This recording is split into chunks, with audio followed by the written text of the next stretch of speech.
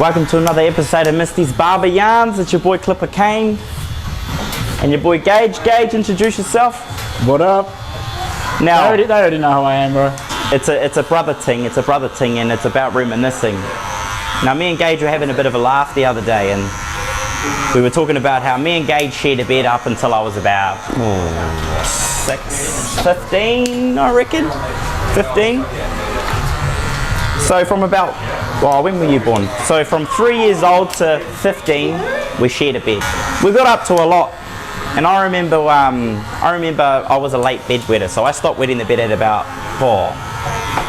Well, I still haven't stopped, but that's besides the point. Well, he stopped pissing the bed every night at about 14. He still does it occasionally. Now, what we were laughing about, More of a throwback, that the fact that I used to piss the bed and blame it on my brother, covered in urine.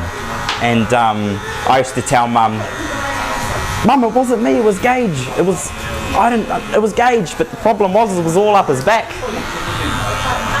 And Gaje, what did you have to say about that?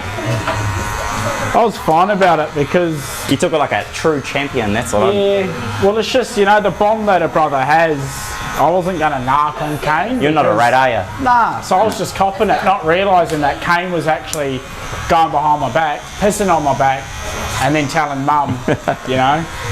But it was cracker. I kept it a secret until one night he tried to blame it on me and I wasn't even in the same room as him, so... See, what happened was Gaje had actually walked into the room, pissed on me, right? And then walked back into his. And I've stuck to that story for how many years now? Well, how old are you? Yeah, I'm 25. I'll be 26 in a few months. We've had some good times, Gaje. We've had some bloody good times. I'll give a little tip to anyone out there that still pisses the bed. Take the sheet off the top, throw it out, and then flip the mattress. Man, I remember having to pull that mattress out, So I was about 7, 8, and Mum would make me pick up, right, a single mattress and push it outside. We lived on a busy street, so could you imagine what it feels like for an 8-year-old to push a wet mattress covered in piss out in the front of your yard for everyone to see? You know, and now she wonders why I am the way I am. What's that? I got issues, brother. I got mega issues. Me and Gaje we've perfected the art of talking crap. All right, Gaje, I'm going to give you a little bit of a scenario, right? And I want you to get yourself out of it. Easy. It's 7 a.m. in the morning, right? Yeah. Your missus hasn't been to bed. She's been waiting on you to get home all night. Yeah. You've been tagged in Havana nightclub. You're sitting next to 3 chicks. Yeah. What are you telling me? Easy. What are you telling? Get yourself out of that one, son. You will not believe it. What? There's a bloke going around the Gold Coast looking exactly like me. I was in the room with baby putting him to sleep because I wanted you to get a good night rest. You got me convinced. You have me convinced. You're off the hook. Go on, my turn. Alright. Your car's, you've just gotten a letter in the mail from the toll company, whatever it's called, that your car has gone through the toll, but there's not one head in the car, there's 2. And you told her that you were going to the Brisbane tolls. What are you doing? What are you telling me? Well, babe, it is Christmas, you know, and I was going to Robina to get something that I was going to get for you, but it wasn't there. So because I love you so much, I've driven all the way up to Brisbane. Explain the girl with in the my car. brother. Explain the girl. With my brother, right? My brother is a girl. With my brother, just to get you. She's got blonde hair. It's funny you say that because me and Gaje just peroxide our hair. So if you see him next time, he's going to have blonde hair. I'm going to get on the phone to you, Gaje, dye your hair. Dye your hair. No, you looked good, bro. You looked good. How do you enjoy working with me and Mum, bro? What's it like working around family? It's good, bro. Yeah? It's good. Honestly, every time I come in, I don't have to put on any, you know, I don't have to, you know, overdo myself just to make everyone else happy because it is a family, you know, family-run business. It's easy. Working next to you's a pain in the ass. Besides that, it's not bad. What's your take on this, Gaje? Barbers are trained to cut hair, but we're not trained for the psychological stuff we take on board. How do you leave what you have to listen to at work? How do you leave that at the door at home? I've led everyone astray because I'm actually deaf. I don't actually listen to anything. Is that what you do? You just go out on a real though, you don't ever learn how to leave anything at the door. If you're a caring enough person and you hear anyone go through anything, you do. It doesn't matter what you do for work, you'll always take it home because that's just, you know, part of having a heart and having feelings for people. But it's, you know, it is hard, but you just got to remember that your life isn't a life that they live in, so you know, you just got to kind of take it by a grain of salt. Yeah, just put it aside a little bit. Yeah, but my question is to you, how do you put it aside? I'll tell you a little something, bro. It took me till I was about 23. It took me till I was about 23 years old to figure out a way to do that, bro. And that's sounds sad, but it's disconnecting yourself, bro.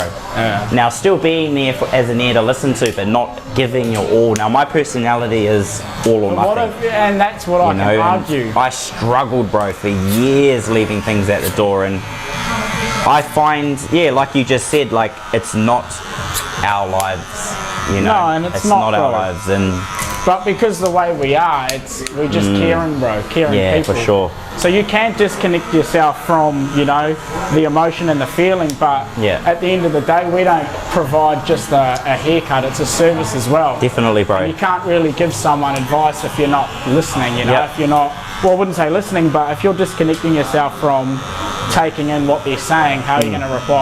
Hard out, bro. And some people just come to the barbershop just to vent. And you kind of know, being a barber, I've picked up on amazing communication skills and that, and saying that it's some people, they'll tell you things and you don't even need a reply, bro. You know, you're just an ear. Yeah, you know? 100%. I agree, bro. And it's hard to judge, you know, when to say something. Do you ever feel like you need an ear, bro? So you're someone's ear. Do you ever feel that you need your own ear? 100%. Yeah? 100%, bro. I always find that too, bro. I've always been someone's ear, but who's my ear? Being a barber, bro, when you work with so many people every day, unfortunately you become, you know, you get to a breaking point before you realise you need help. Because the second you walk in the door, bro, everything you think of, all your emotions are put aside for everyone else. You know? Well, that's like you ask any of the boys here. You ask any of the boys here. You know, I rock up to work. I've been dealing with my own problems for the past 2 years. You know, and only just recently have I actually, the boys will tell you, have I actually been okay now. You know, it got to a point where I forgot even what it was like to be happy. My coping mechanism is humour. You know, I've always made people laugh. That was my way. Because it's easy to laugh about something and laugh it off instead of talking about it. For sure. Because sometimes, bro, you can say the wrong thing and then now you're just led down a conversation that initially you didn't want to talk about. But because you wanted to have a little giggle, the person you're telling now thinks it's a 100%, bro. You know, it's been about 2 years and I've only just recently been able to tell myself that I am okay, and it was a very long road. You know, I was in ICU 7 months ago. I nearly died. You know, just due to my own silly choices. But fast forward till now, I've been great. And again, it was having that ear, bro, having someone listen to you, and that's worked massive on me, bro. Massive on me. And that's one little piece of advice for every single person too. Just have a yarn. You don't need so many mates, bro. You literally need your family and maybe a couple people that will genuinely listen to what you're saying. And even being able to check in with yourself, bro. I think talking to yourself is important too. Like you said, bro, it took you 2 years to realise that you had a problem, and that's because you were, for those 2 years, you made your day so busy that you forgot about it. And that's where I was going with it. That's where I was going with it. Until you had a little break and then you realised, I'm not all there. Nah, you know? For sure. I think now I'm very aware of how I am, checking in with myself, making sure I'm alright, because if you're not alright, how is everything else not, you know, how is everything else supposed to work? This is Mother Bear. You might have missed her on the second episode, but here she is. Oh yeah. Never wants a bar on And, me, eh? Never. And this is why I have the problems I do. All I want was a hug, Mum. But that stems back years, though. We'll get into that another time. Years of neglect, we're used to it. That's why we work next to her, you know, just trying to catch up on all lost time. Yeah. I actually used to work right down the end, but I realised I've spent probably 10 minutes in my whole life with my mum. You know, an actual time, 10 minutes. So I thought if I come a little bit close, I might get, you know, a couple more seconds. But working towards it's a work in progress. What's it like for you, bro, being able to be there for your son? Easy, bro. What? No, not. I know it's easy, but what does it feel for you? What comes up for you? Oh, just love. Yeah. You know, I was actually speaking to a customer about it before, and I probably shouldn't say it on camera, but I will. What I don't understand are drop-kick dads. Like when my son was born, and I'm one of those people, like I don't go out of my way to, you know, please anyone. I don't go out of my way to, I wouldn't say make time for anyone, but if I can just stay home, I will. And ever since my son was born, bro, this love, you know, that I had, you know, he was mine. And I'm no better than any other dad should be. You know, you just know how it feels to not have one. No. At the end of the day, I'm just the dad, bro. And as much as people will say, oh, you know, you're a good dad, you do this, you do that. Who's telling you that? I'm joking, bro. The people that matter, brother. You are an amazing dad. Like my brother, right? He's the type of person that if his missus is sick or if his son's sick, he's happy to stay home. You know, we're in a position where our mother is the boss of this place, so he is able to take time off work. But yeah, but that's you just can't not, even. bro, My brother will take the day off to look after his son, but and that's lovely, bro. And that's what I mean. That shouldn't be something that's, oh my god, that's so good. Well, bro, that's normal. A lot of people don't get that luxury, and that's what I mean, though. Like it should be normalised to just do things like that, you know. It's funny, Gaje brings son around home, right, and like, I didn't even get to hold him. You know, my brother's always got him in his arms, and I don't even bother asking him. Do you ever buzz out on, like, you know, me and Mum, we started this place, and like, I haven't ever actually said this, but I didn't actually get paid for a while there. I worked for a gym membership. Bro, you said that the other day and I was like, what? Yeah, bro. Never even got paid, you know, and I remember Mum telling me, boy, I just don't have enough to give you. I was happy just, you know, working for Mum. And we started off with one chair, and it wasn't even a barber chair, bro. It was a bloody plastic chair, cuz. See this floor? We'd pulled the carpet out, right? It was bricks. We worked on bricks, and I remember, you know, Mum would go out the front and hang out the front. We had this like barber pole that Mum had painted, and we'd stick it out the front just so people knew it was a barber shop. And I look back at then, and then I look at now, and I think, you know, like I looked at my calendar, and I am very grateful. Booked out for a whole week. I remember wishing that one person came through the door, bro. You know, and just to think what consistency and a good work ethic does. It does, man. It pays off. Like, forget about skill and how good you are, man. You want to be successful? Consistency, a good attitude, and a good work ethic.